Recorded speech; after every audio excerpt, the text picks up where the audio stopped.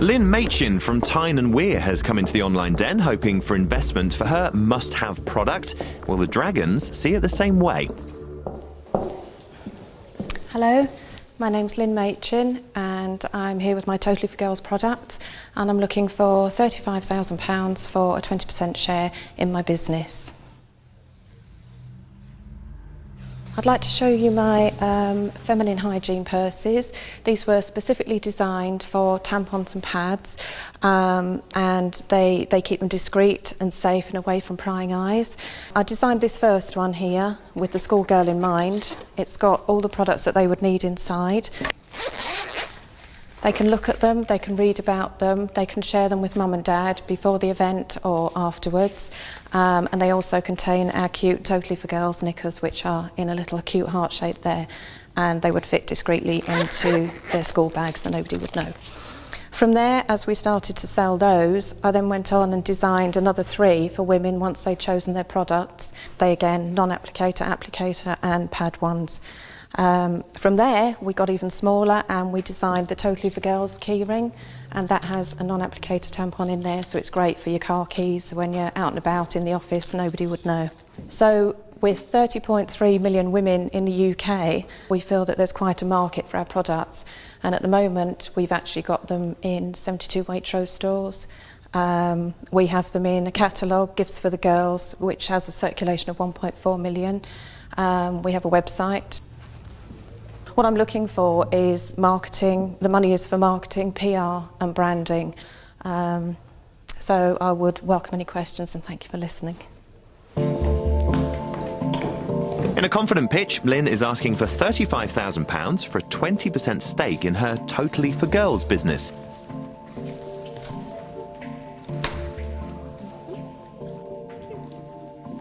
Julie Meyer wants to get down to business straight away. So, how long have you been trading? I started it in October 2006, but we really didn't start trading properly, I would have said, till sort of September last year, really, when Waitrose took them. Yeah, how did you nail that one? That's fantastic. Well, I was given a contact name and then I sent the products off, obviously, and then I talked to the buyer, and that was the year previously. It took a year to get in there. I mean, at the moment we have actually got a major supermarket looking at them as well.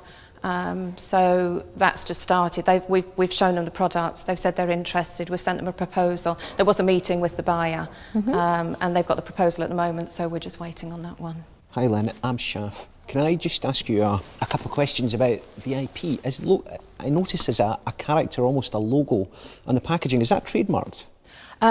It isn't trademarked, but my brother drew it and he's given me the copyright. Okay. What's to stop somebody from replicating exactly what you're doing? Do you have any form of intellectual property protection? I've got IP rights, but obviously I can't patent them because it's just a purse. Somebody could copy them, yeah. So really the only advantage you have is being first to market, isn't it? Yeah, to be fair, yeah. Yeah, you don't have the economies of scale as some other manufacturer would have or anything like that? No. No, okay. Shaf Razul has spotted a potentially major drawback in Lynne's business. Julie Meyer now wants to know more about the woman behind the business. Tell me a little bit more about your personal stories. Initially I was a nurse, and then I actually opened my own business. I had a residential home for the elderly. I set it up from scratch. I used to work in one and I thought, well, actually I could do this.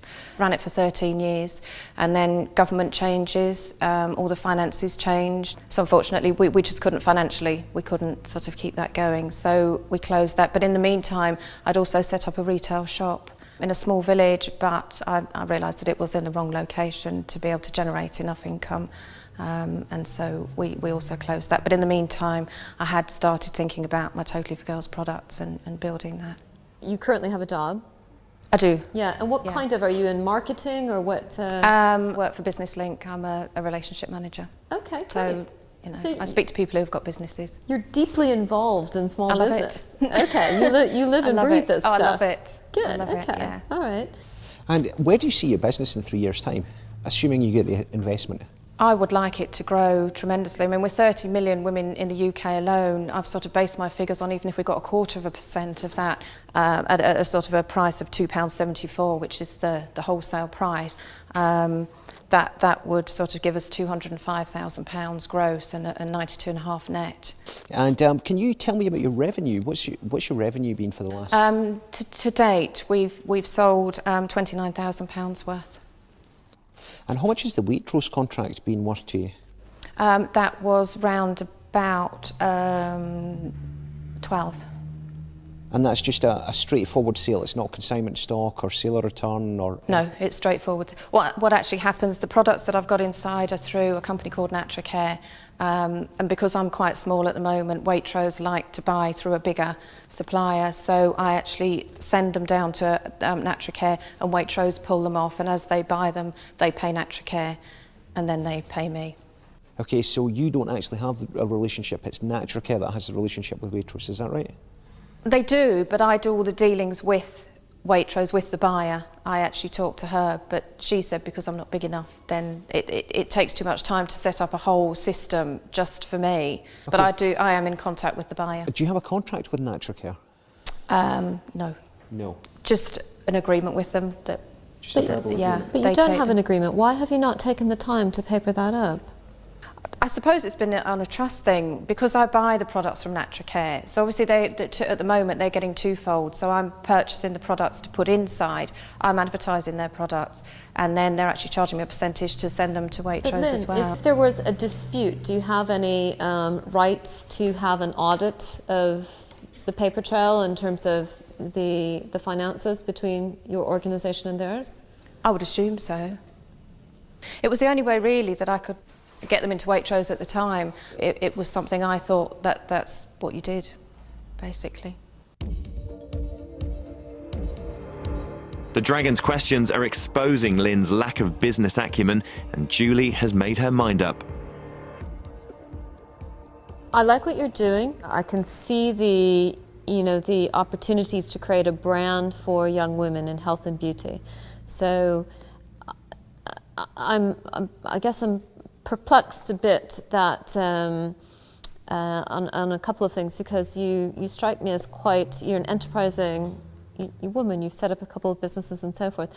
But I'm going to be honest here. I think that you're making some first-time mistakes, and as this is your third business, I don't think you should be making first-time mistakes. Okay, I think given the fact that you're working in the SME advice business, things like not papering up contracts, that feels out of kilter. It feels either naive or sloppy. I'm not sure which one, but it's something that gives me discomfort in terms of investing in the business. Okay. So for those reasons, I'm out. Okay, thank you. It's a major setback for Lynne's hopes of investment. Will Chef Razul see potential in her business and throw her the financial lifeline she needs? You know, I've got a young daughter and I can see her buying that product. It's trendy. What concerns me about this as an investment is just the lack of intellectual property, the lack of contracts. And when it comes to sales, there's a rule called the 80-20 rule. Okay, 80% of your business will come from 20% of your customers. Okay, in your case, almost 100% of the revenue you're generating comes from NatraCare. Okay. Lynne, have you tried to raise finance from elsewhere? No. No?